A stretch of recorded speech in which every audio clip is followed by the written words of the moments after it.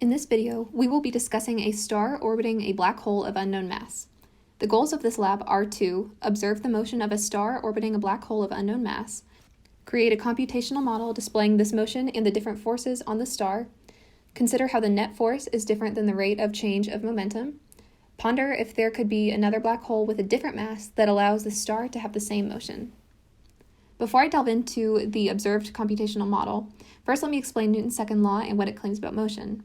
In words, the law states that an object's acceleration is directly proportional to the force on an object and inversely proportional to the mass of the object. In simpler terms, the object will accelerate and therefore have an increasing velocity if the object in question has a large force acting upon it as well as a small mass. The converse applies for deceleration. In addition, I will explain how to split up the parallel and perpendicular components of the net force on the star. dp dt represents the change in momentum of the star that is moving.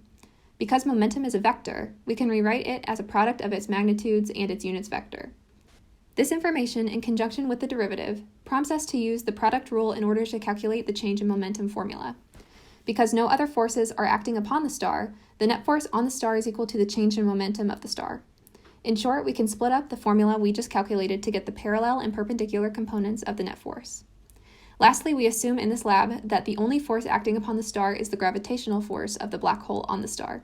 So we can set F net equal to the formula for gravitational force. In this way, magnitude of F net is equal to the magnitude of the change in momentum, and that is equal to the magnitude of the gravitational force of the black hole on the star. After setting the gravitational force formula equal to the magnitude of dp dt, we can rearrange to find m2, or the mass of the black hole. Before I continue with entering in the formulas for the lab, I established these initial conditions. The gravitational constant is 6.7 times 10 to the negative 11th meters cubed, kilograms to the negative first, and seconds to the negative second. Mass of the star is 2.0 times 10 to the 30th kilograms, and delta t is 86,400 seconds, and this is the number of seconds in one day. The initial time is also 0.000 seconds. Also notice how I zeroed my counting variables before I entered the loop. This is to ensure that these variables already have a value attached to them, but the magnitude of 0 will not affect the final value after the iterations. Using the momentum principle, I find the initial and final momentums by multiplying the mass of the star with the initial and final velocities respectively. Next, I can determine delta V and delta P by subtracting the initial respective values from the final values.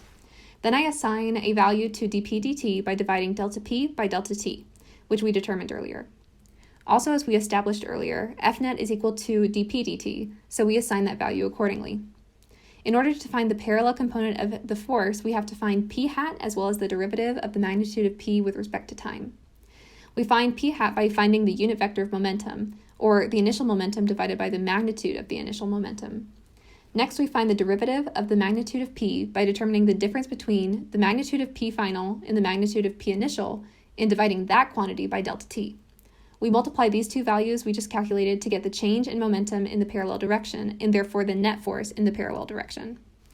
We also know that the sum of dp dt parallel and dp dt perpendicular equals dp dt.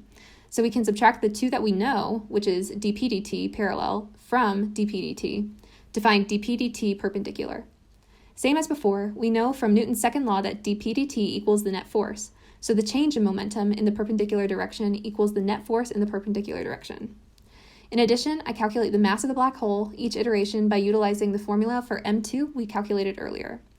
Again, notice how I update both of my counting variables by the end of the while loop in order to continually add to these values as we iterate through the code. After the while loop ends, I scale each of the arrows in the conceptual model and average all of the calculated masses in order to find the average mass of the black hole.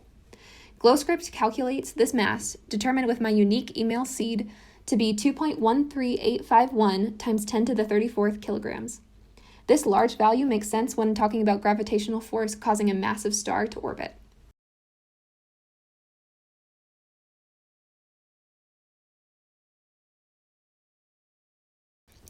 How are the net force and its parallel and perpendicular components different from the rate of change of momentum and its parallel and perpendicular components?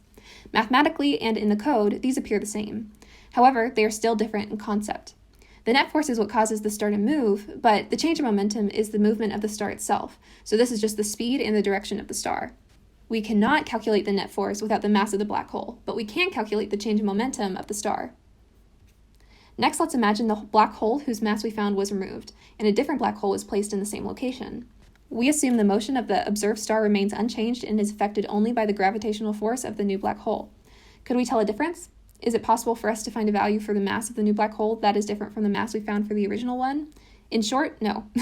If the star's motion remains the same, then our calculations will continue to produce the same mass of the black hole. Therefore, it is not possible to find a different mass than the original. Thank you for watching my video for Lab 3, Black Hole, and have a wonderful day.